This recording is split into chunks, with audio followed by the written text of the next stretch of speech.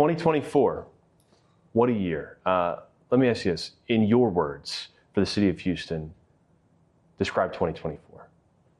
Houston is a great city with great people, but we have challenges, like most major cities. And Houston has its challenges. One of the reasons I ran for mayor was to address those challenges. I've worked with 9 mayors during my legislative career. I'm a Houstonian, graduated from high school, U of H here. I'm a resident, so I drive the streets and see the conditions of our streets. I am concerned about public safety, not only for my family, but your family. So I knew the challenges. I guess what does catch you, or your attention, is the unprepared challenges. Like we knew we were going to have storms, but the water billing, the discussion in the news and in the neighborhoods about $10,000, $20,000 water bill.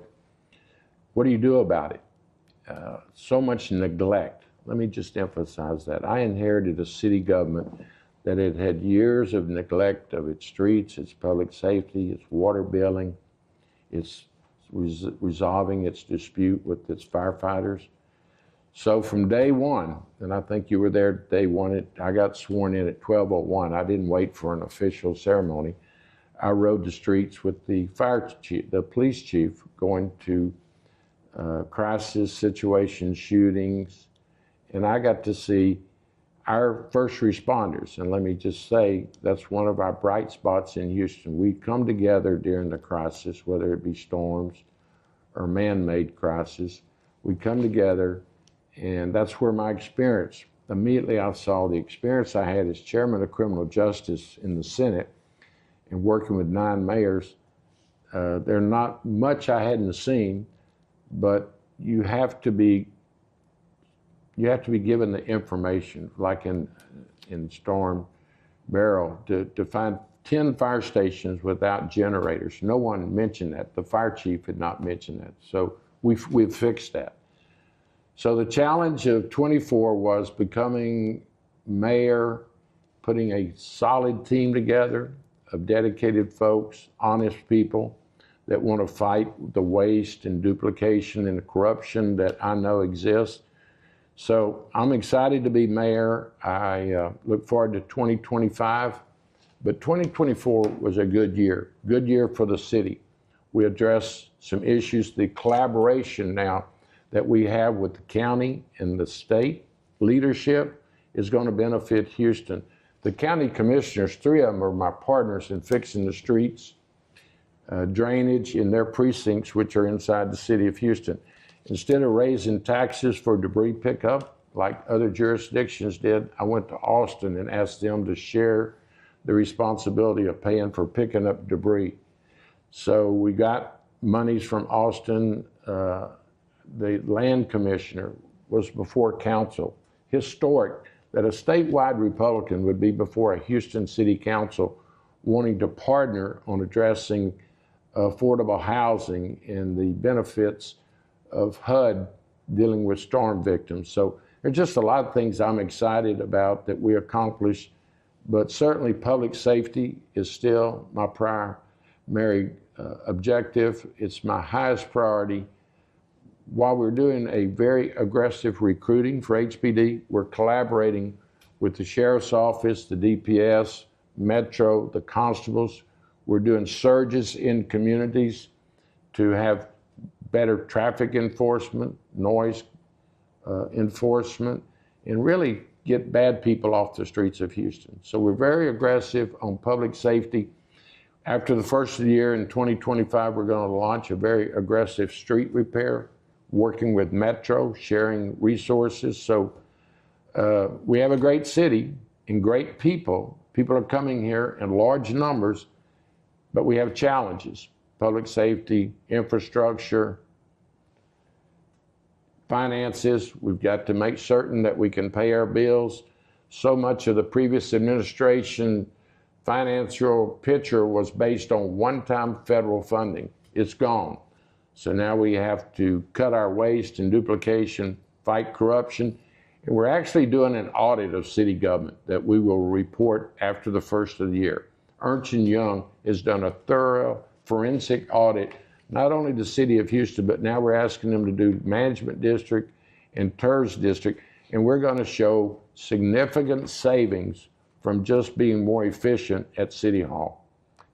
In going into 2025, what are your top 3 priorities? I know this is a giant city, there's a lot of things going on, but if you had to pick your top 3 targets for 2025, what would they be? Good question. Public safety.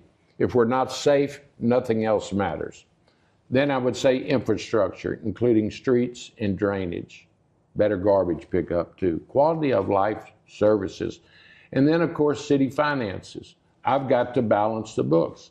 And like I said, the last 2 budgets have been balanced with one-time federal funding. It's gone away. So now I've got to make certain that we don't waste any dollars, we don't duplicate services with other levels of government, for instance, the county. Do we necessarily need a county and city animal shelter? Do we need a city and county park system, library system? We want to partner with county government because we represent the same people. We also want to make sure Metro doesn't waste any money. Metro has to improve its services. It has to be safer, cleaner, and maybe look with a vision of what people will use in the future. These old empty diesel buses running all hours of the day and night, can we become more efficient with a micro transit system where maybe Metro picks you up and takes you where you need to go? Kind of a Metro lift, but not just for the disabled, but maybe cut down on the cost of Metro and make it more efficient by delivering people where they need to go.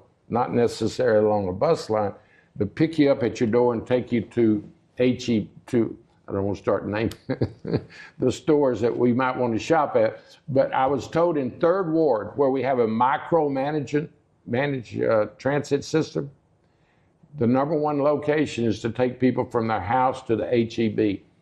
They're on North McGregor and Alameda. Can you imagine? People are using micro transit, Evolve Houston. It's a electric vehicle run by Metro.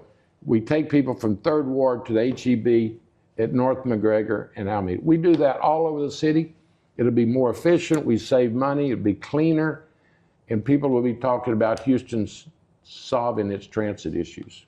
And the 3rd topic you brought up on that list was finances, but the first 2, public safety and infrastructure, well, those won't happen without money. So my question is, there's a lot of scrutiny, including from you, on the city budget. Sure. Is the city broke? The city's broke in the sense that the bills have been paid the last 4 years with federal funding that no longer exists. So if you take that federal funding, one-time federal funding, out of the general revenue, we don't have enough money unless we have better management. And that's my job, is to collaborate with all levels of government. We represent the same people. We're going to go to Austin and ask for assistance with some revenue sources. We're partnering with the county to not duplicate services. We're asking Metro to help pay city bills for the services that they receive. We provide Metro the streets they operate on. We provide them security, lighting. Metro will be paying money they owe the city out of the mobility fund, not interfering with their operations, but giving us money that they use for city services. So it's going to have to be very smart, efficient, cut out the waste, duplication, and corruption. And Amy Davis with KPRC spotlighted not only the broken water bills, which we have now corrected. You get an accurate, fair water bill. You know who to talk to if you want to appeal your water bill. But also, Amy Davis with KPRC said that there were contractors getting millions of dollars for no work. She showed up at their stated business address. It was an apartment that no one came to the door. So if you eliminate that waste and corruption, hold people accountable, I think we will have monies to run the city and run a first-class city. So It's a challenge, but that's where my experience. I've been on a budget committee in Austin when the state didn't have money. You cut back, you do not disturb basic services, but you don't do luxury items, you know, and I'll give an example that some people like to make the bridges on 59 pretty lit up. That's nice, but it's not as important as basic services. So I'm for basic services. I want to fix our problems and make Houston even a greater city than the one I inherited. And whenever you hear that the city, you know, as a taxpayer, when you hear that the city is a little short on money, the first thing that comes to mind is, am I going to be paying more in taxes? Is that the way to go, is to raise taxes, or are you trying to avoid raising taxes? Raising taxes should not be your first option. It should probably be your last option. Getting back to that waste and duplication, corruption, cut that out. Then you look for efficiencies. Then you look for partners that can help you share in the cost. I've had council members urge me to raise taxes and fees. Debris pickup, we could have raised the property tax rate to pick up the debris. I made a commitment that I'm not going to raise taxes or fees until I can assure everyone that we're doing things to save money, fighting corruption and that waste and duplication. So that's why I went to Austin. Austin has a surplus right now. Austin knows how Houston goes is how the rest of the state goes. So we were able to get debris pickup funding from Austin, and that'll be what I continue to practice. Look for other locations or other pockets of funding. Now, once I've done everything I can, and I still want monies for public safety and infrastructure, I won't hesitate to be honest with the public. I've done everything I can. We're efficient, we're honest. We've looked for other resources. We did an audit of city operations. Now I need additional resources, and then we'll be smart and fair about what we go about. You know, you've said several times you're not scared to go to Austin, knock on the front door, and get money to help Houston. Sure. And I would just have to think that your years and years of experience working on the state level just probably can help you with that. You know, I would imagine having the connections, knowing the movers and shakers. Sure. Has that been, over the last year, has that been a huge help in your job representing Houston? You described it as huge, and it is huge for me to be able to pick up the phone, talk to Austin leadership, to have a relationship with people that maybe I even disagree with philosophically, people that belong to the other party. We come together to work for what's best for Houston. At the county, I work with the county commissioners. I work with the surrounding county judges and leadership. So my experience in relationships is paying off really immediately as I took office last January. But to get Austin during our disasters, we were short of law enforcement because we had so many dark neighborhoods after Beryl. We didn't have sufficient patrol. I called the emergency center in Austin. I talked to the governor, and we got 100 additional police officers from around the state to patrol our neighborhoods. We were short of ambulances because of the lack of energy, the failure to provide energy. The hospitals at the med center were not releasing patients. After post-operation procedures, they were keeping them in the hospital. Our ambulances were backed up. We were down to 4% service of our ambulances in Houston. Again, I called the governor's office, the emergency center in Austin. We got 25 ambulances here. So I will continue to reach out and partner and collaborate with different levels of jurisdictions, and it's going to benefit Houston residents. We have not had that in the past. In fact, in the last 8 years, the leadership of Houston, the county, did not even talk to Austin. Now, let me just explain. There's a time for politics and elections, and then there's a time to get the job done. I will work with anyone, even at the federal level, as we have a new administration. If people want to do what benefits Houstonians, I'll work with them around the clock. And let's move to public safety, something that day one, remember you walked out the front doors of City Hall minutes after being sworn in. You got into a car and you were out on the streets, seeing how HPD, the brave men and women, the job they do.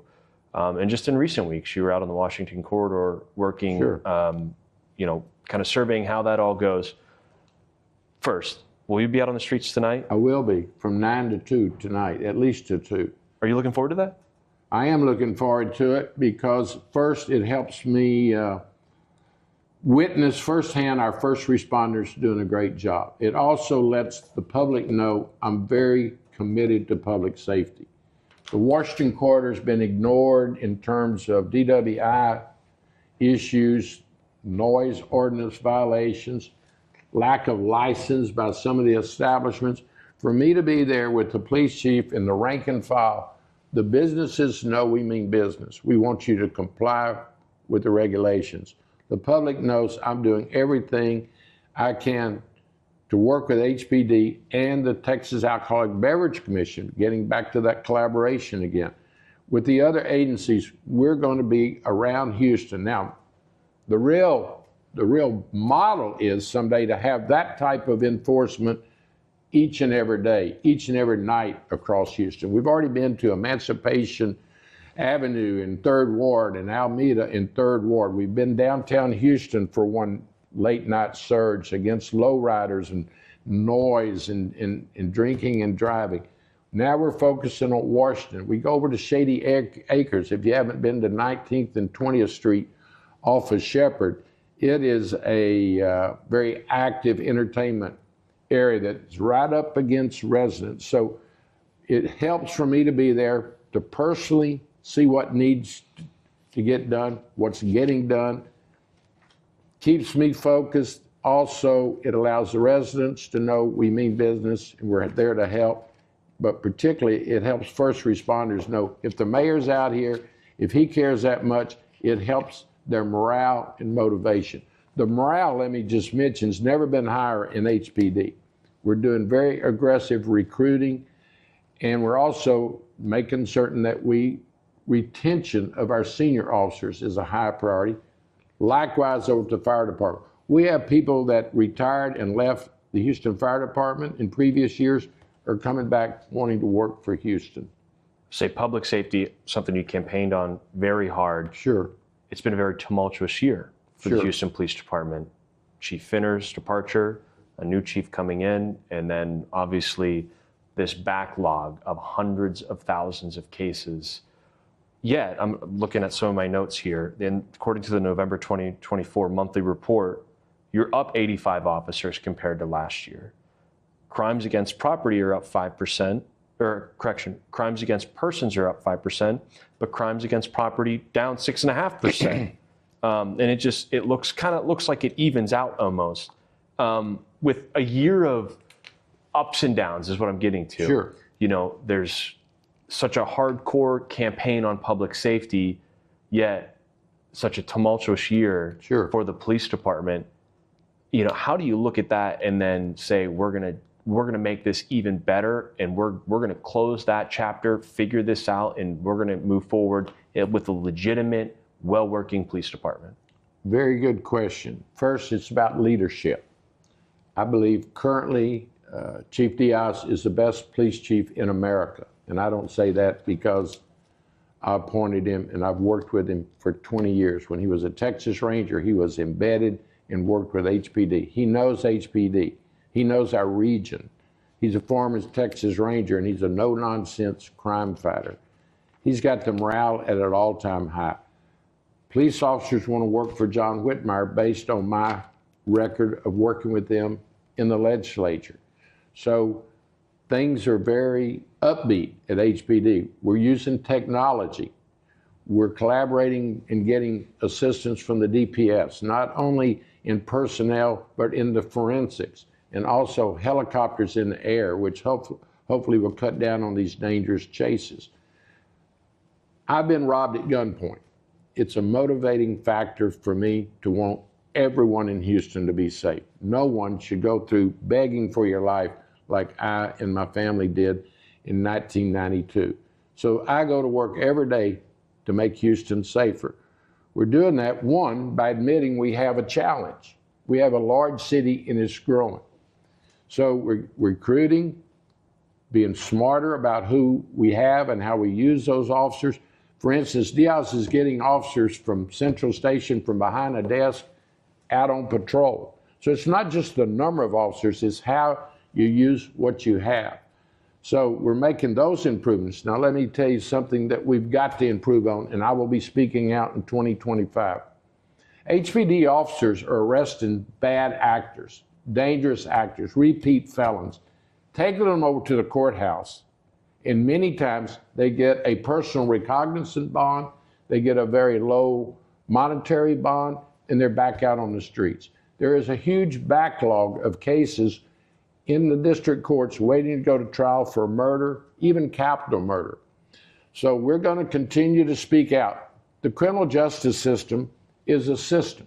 Any one part of it that's broken breaks the entire system. So we arrest folks with our hardworking HPD officers. They take them to intake. Oftentimes they're given a low bond there. They're released within 24 hours. Then they also are waiting to go to court for the first time, even when they're out on bond. It would scare you, and I'm working hard to see that repeat violent offenders are not given a low bond, and it's unheard of for a violent offender to get a personal recognizance bond, but it's happening in Harris County. So we've got to partner with our new DA, our courts, to say, hold bad people accountable. Innocent people, let them go back to their family and jobs. But the violent repeat offenders, we want off the streets of Houston. So that's going to improve public safety. We have a new director of the Department of Public Safety, longtime Houstonian, used to be assigned to the Rangers here. We're partnering with the DPS, the constables. Bel Air Police participated in our DWI enforcement for tonight's New Year festivities. So there's a lot of additional personnel, but we're being smart about fighting crime, and it will continue to be my highest priority. And, you know, it's not just the numbers of crimes, the data that you cite. It's how people perceive their safety. If you don't feel safe, you're not safe. Seniors ask me to do something because they don't feel safe after dark. They stay at home after 5. People in the Heights come up to me and say, we don't go to the parks in the evening like we used to. So we not only want Houston to be safe, we want it to feel safe.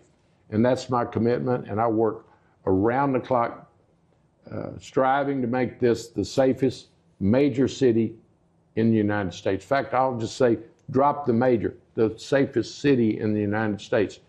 And we're going to do that with new fire chief, police chief. The rank and file are fired up. We've got a contract negotiation next year. I'm going to try to make them the best compensated police department in the state of Texas. I'll need help to do that. I'll need additional resources to do that, but I'm confident we'll do it. It has to be frustrating, especially for the police officers out on the street. You know, like you said, you believe you have the best police chief in the country. And even if you have the best police officers, the best detectives, the best lieutenants and sergeants out there on the street, and you arrest every single person and you close every case, yet you take them down to the courthouse and the door's open for them to just walk right back out. I mean, I guess, where does the buck fall? Whose hand is that on, and how can the city play a factor in making sure that people that are committing crimes aren't back out on the street where they often commit more crimes? Well said. You can't continue to allow violent offenders, repeat violent offenders, to be released to the streets of Houston. It's a different jurisdiction, obviously.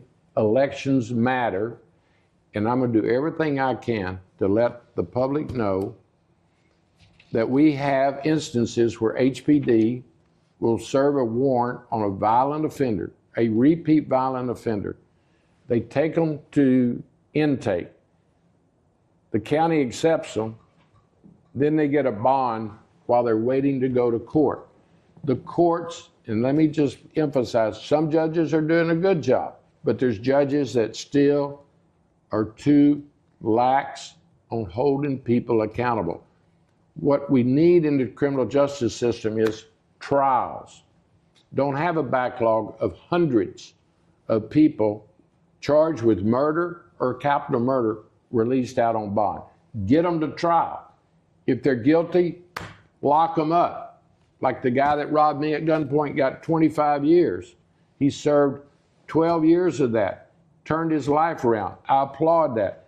But you've got to get violent offenders off the street, and the only way you're going to do that is have a trial or take them to court for some type of plea. You can't release them back on the streets. It's a danger to the public, and it makes a police officer's job so dangerous, because if someone has a warrant for their arrest, this is how bad it is. They don't even show up for their court date. They're out on bond. They're not revoked. They get another bond. So that's the most dangerous person for a police officer to have to engage with, because they know if they're taken to court and have a trial, they're going to be held accountable and locked up. So public safety will be our highest priority, and it will be as long as I'm in public office. Then we've got to fix our infrastructure. We just can't continue to have the streets and lack of drainage in a major city like we live in. And I gotta look at my notes because I'm gonna miss one of these natural disasters here. Yeah, Since sure. you took office, Yeah. we had a freeze. We had major flooding back to back to back. in Kingwood. Yep. We had the May derecho. Then we had Hurricane Beryl.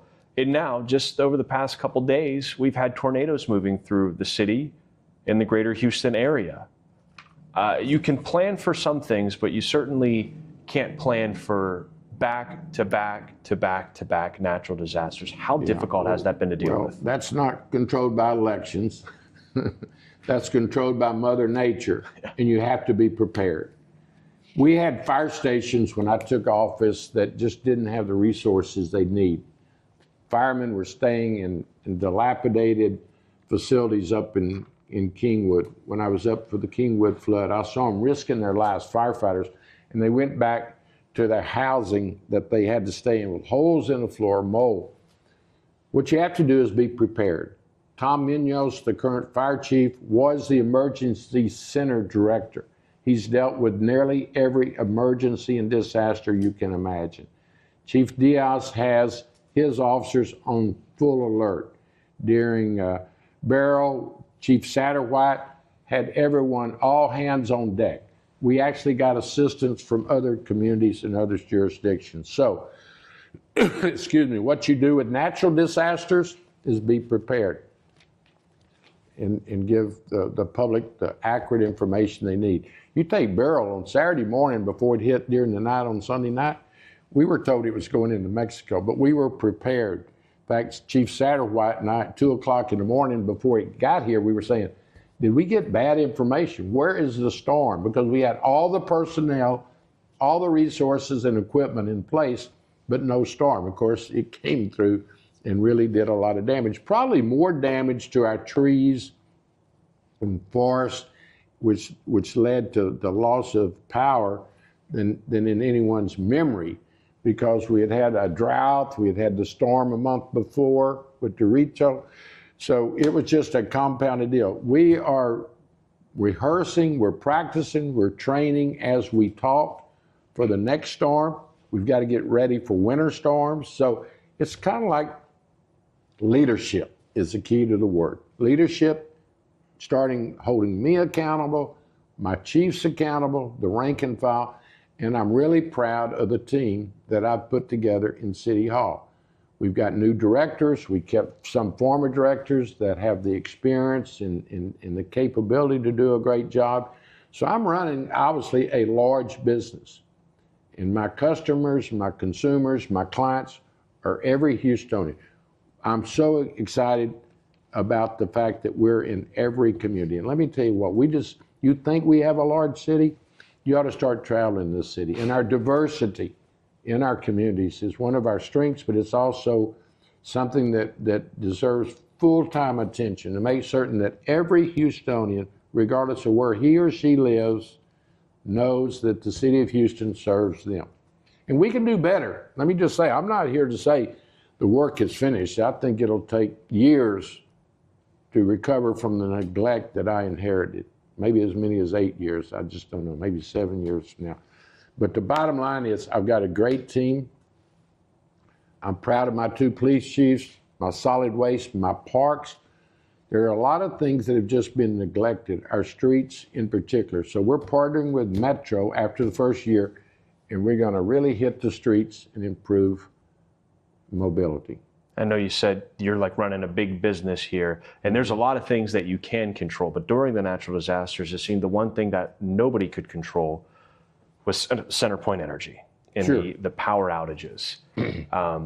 It's not if, it's when. Looking at the long-range forecast, actually in a couple of weeks, we might be hit with a freeze here. And CenterPoint already said that there's a probability if we're hit with a deep freeze that there's a 50-50 chance there might have to be rolling blackouts after everything that we've already, excuse me, that was ERCOT, but after everything that we've already done and been through. Yeah. What can the city do and what can you do to help ensure that Houstonians will never endure what we went through during the derecho and during Beryl? Well, you have to show leadership by speaking out and acknowledging it's a problem. You see, this is not a new problem. We've experienced it in prior storms. But I inherited a city government that just liked to say everything's okay, everything's fine, one safe Houston, when we all knew it wasn't safe. You know, I could go on other examples of spin. You can't mislead the public. Your job as mayor is to be very direct and candid with the public. And I believe that's one of my strengths from years of just who I am and experience in government. If you let people have the facts, they will help you make the right decisions. So we're going to hold CenterPoint accountable starting in about 2 weeks when the legislature meets.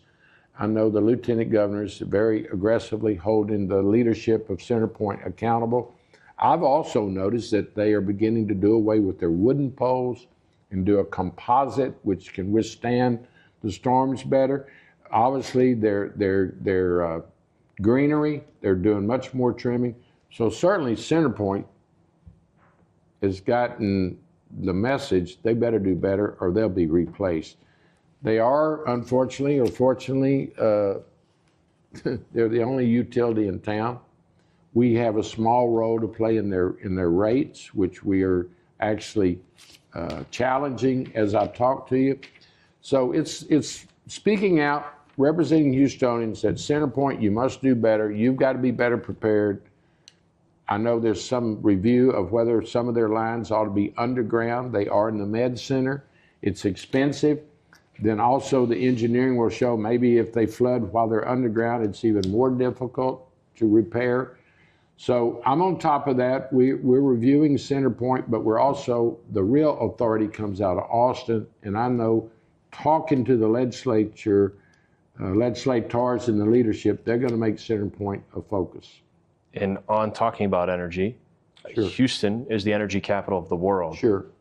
How does the city of Houston, in your role, keep that going into 2025 and years after? I think you have to be very common sense, very reasonable as we transition to other sources, coal capture, I can name other carbon capture, and other transitioning away from fossil fuels. We got to realize fossil fuels will probably be here for as long as you and I are here.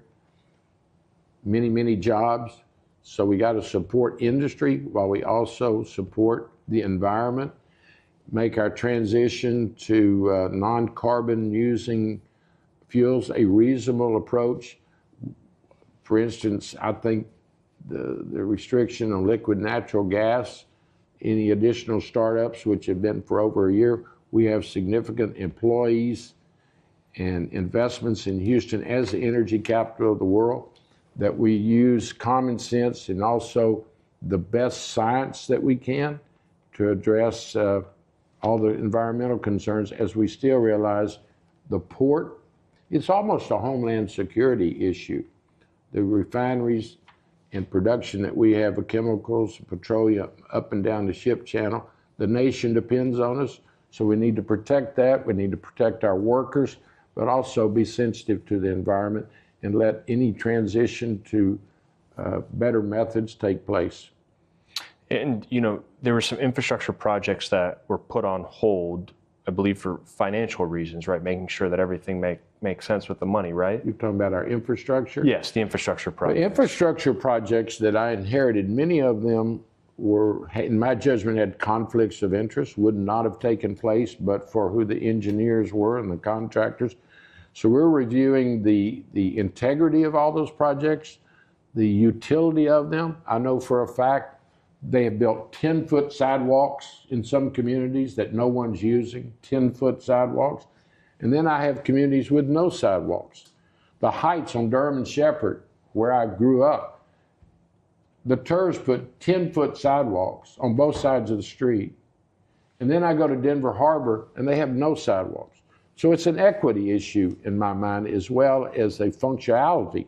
Be smart.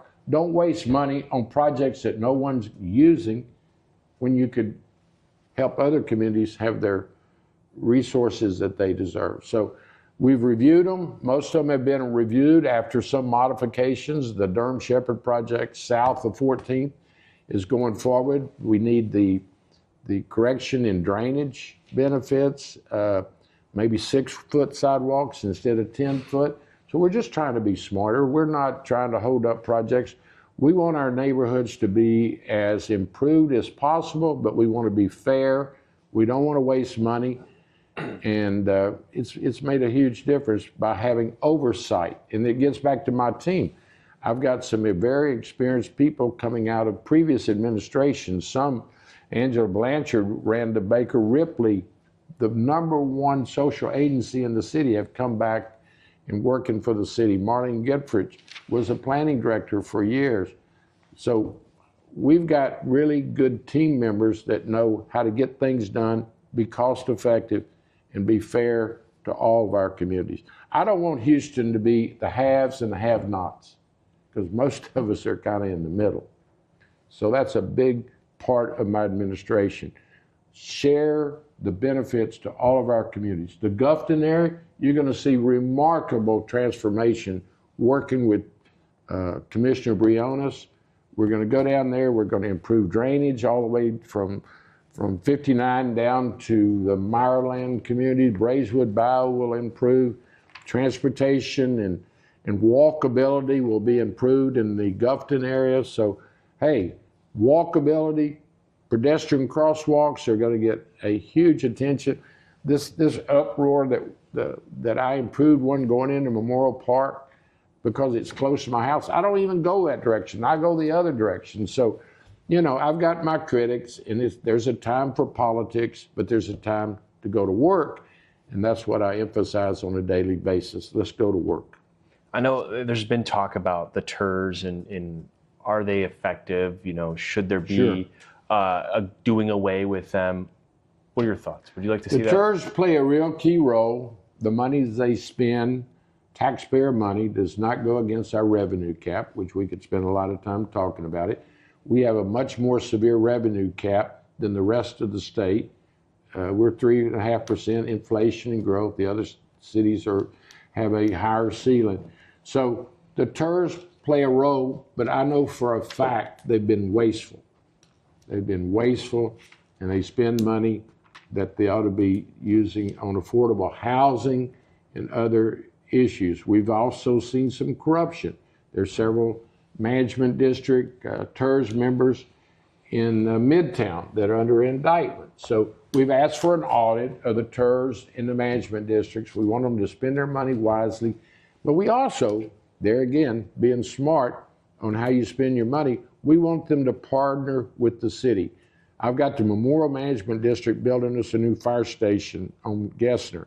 We're going into the TERS communities and operations and say, help us with our street repairs. Help us with our first responders. So TERS have been kind of left alone historically. I'm bringing them back under the control of city direction.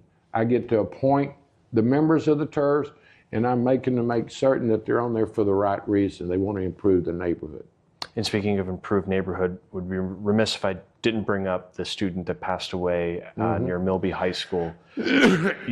Huge push to make sure that our kids, our students, are getting to school safely and have the means to do so. Sure.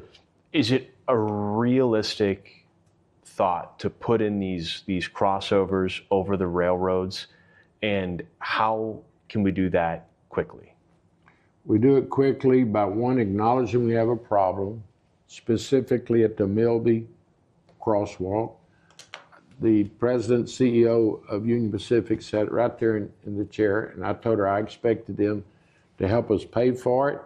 She's still declining. I asked her to help us remedy the dangers of not only this site, but across HISD and other school districts. We're reviewing those. But what we immediately did is asked her, and she agreed, to stop the passage of the train when kids are going to and from school. So if you go to the Milby crossing today, an hour in the morning, an hour in the evening, there's no train traffic and the kids are safely crossing. I don't know why that wasn't done sooner. Certainly this tragedy, I think we need to have HISD do a better job of educating the students that you don't try to outrun a train, you don't go under it. For sure, HISD should not count them tardy if the trains held them up. So HISD has a bigger role to play. We need to focus on the schools that are particularly dangerous and fix Houston. It gets back to my theme, let's fix Houston. That should have been fixed years ago. I would also suggest any future schools shouldn't be built near a railroad track, but the Milby was built back decades ago. But trains are going to be a part of our life. I wish we had more enforcement where they block our mobility, they block roads, create dangers for students. That's regulated in Washington. We're in touch with our congressional delegation, but unfortunately, the trains have tremendous influence in Washington, and the idea of taking them out of Houston is obviously just not realistic. The trains provide our port and most of our resources coming into our industry. But we're focusing on that site for sure, whether there will eventually be a skywalk, or right now it seems to be working with the suspension of train traffic during peak hours. I want to talk about another project, infrastructure related, but not necessarily the city, the Sunnyside Solar Farm. What was slated to be the largest urban solar farm in the country. This is a project that the city was working on with them. I mean, it's a former dump site.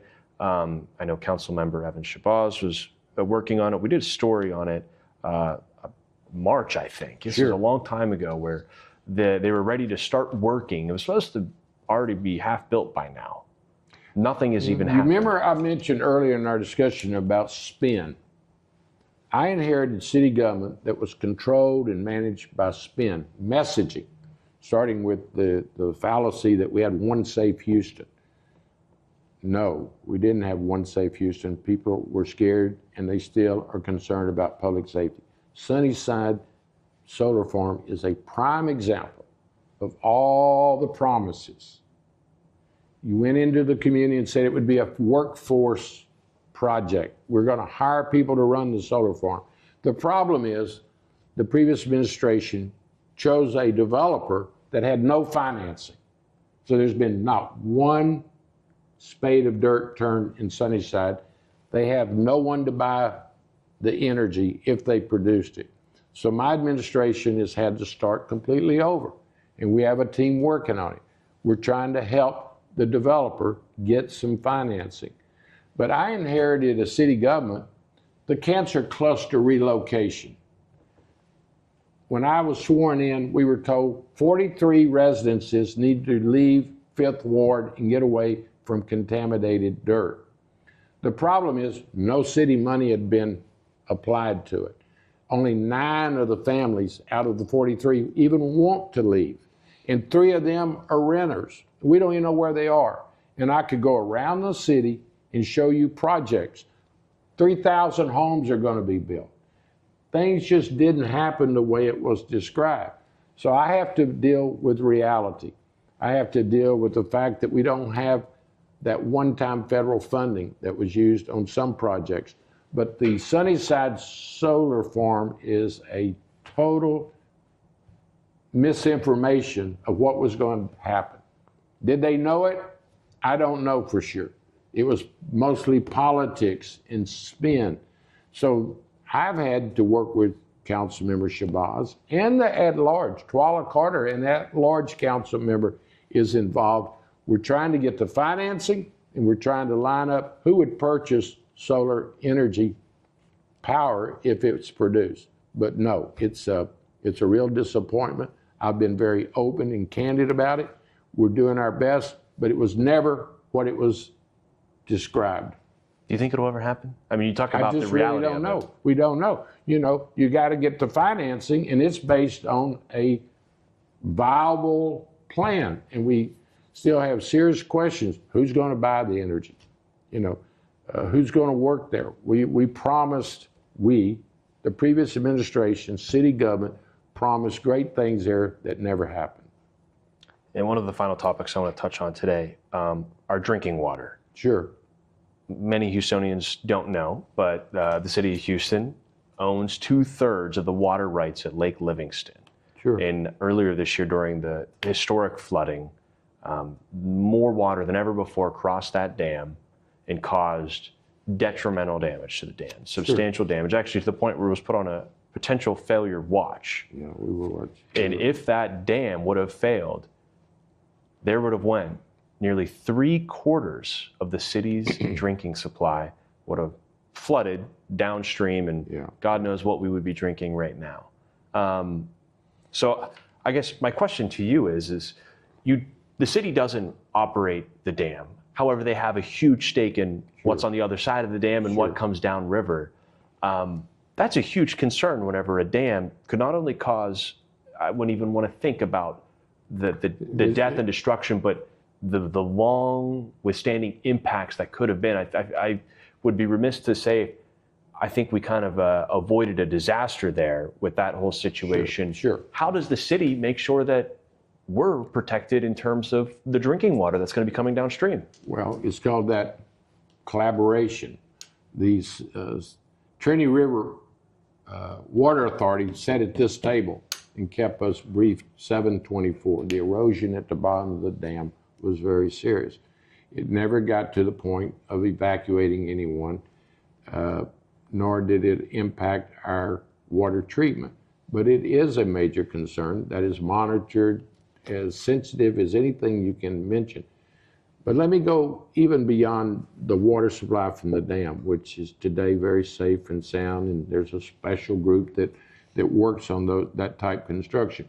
It's our water treatment in general that's never really been discussed publicly until I came along. Our East Side Water Plant, located at the extreme city limits on the east side near Galena Park, was built in 1954. It furnishes about 60% of Houston's water supply. It's kind of held together with baling wire and tape. In fact, I would urge you to go take a look. It's that bad. It's that bad. We have no backup system for our water treatment. There's no duplication. There's no redundancy. It's a major concern. If you ask me what keeps you up at night, public safety, electricity, our water supply. No one will talk about it because you don't want people to think that the fourth largest city in America does not have a redundant water supply. Here's the challenge. We're working with Austin and Washington to begin a new water treatment plant. It takes years to build. Now, as I talk to you today, we have a good water supply, water treatment. But Houston's growing by leaps and bounds. We can't continue to depend on a 1954 plant that's working. But it's not only Houston, it's our region. Do you realize Houston sells water to about 5 million people? Pasadena, all the villages, Westview, Bel Air, and industry. The channel, I'm making it a homeland security issue. We need Washington financing, Austin assistance. We're going to Austin to ask for monies to help repair some of the concerns with the pumping at the East Side Water Plant. It's something you have to prepare for, you have to be aware of it, starting at the dam, and we meet regularly with the River Authority. The dam's in good shape. It follows a channel down, either open channel or there's a pipe that actually goes under, a pipe that goes underneath the ship channel, which is amazing. Whoever put it there with the concern about a barge or ship hitting it. So we're a major city, 4th largest. I think we'll be the 3rd largest very soon. We've got to do something about a redundant water system. And I'm working on it as we talk. I'm very concerned, and that's how we're going to fix it, by talking about it. The med center, our hotels, our ballparks, our port, everything that relies upon Houston's water treatment, we've got to double down and make certain that we have a redundant system. And it won't be fixed easily. It didn't get this way. You know, nearly everything we've talked about today didn't get this way overnight. So one of the challenges I have in 25 is I've got to realize that it didn't get that way overnight, and it won't be fixed overnight. But I'm singly focused on fixing Houston's challenges. Is there anything that we didn't bring up today that you would like to take this opportunity, maybe anything you'd like to announce or any policies? No, we have a lot of things in the workings. We're going to have a sidewalk plan rolled out very soon.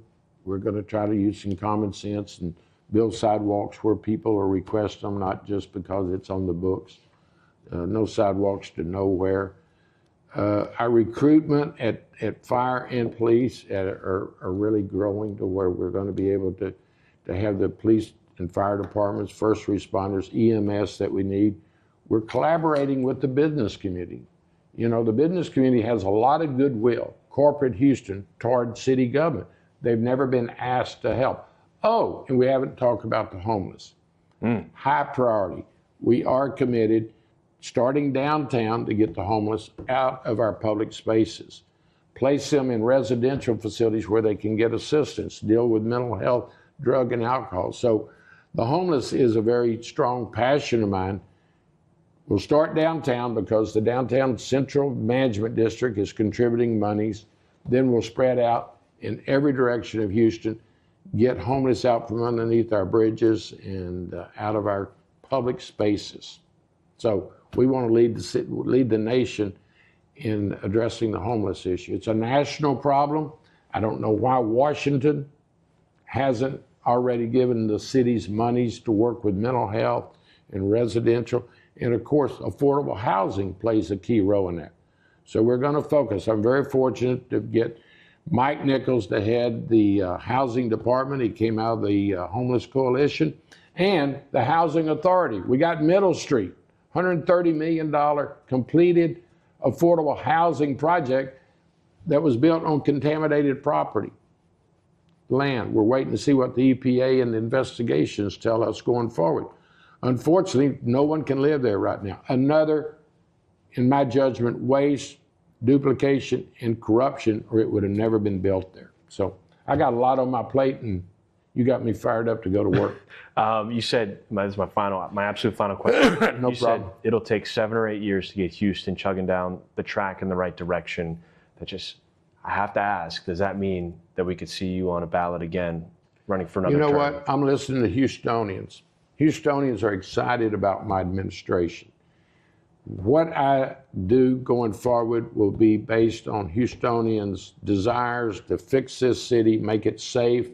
But I have a lot of fight left in me, and I would be shocked if if it don't take 8 years or 7 more to complete. But I don't worry about elections. That's why I do, in my judgment, such a good job. Elections take care of themselves.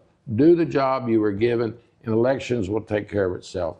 But I am a public servant, have been doing it my entire adult life, and I want Houston to be the best city in America. And it's a great city with great people, but we have challenges, and as long as there's a challenge, I'm up to meeting it. Mr. Mayor, thank you, sir. I appreciate it. I appreciate that. Thank you. Yeah.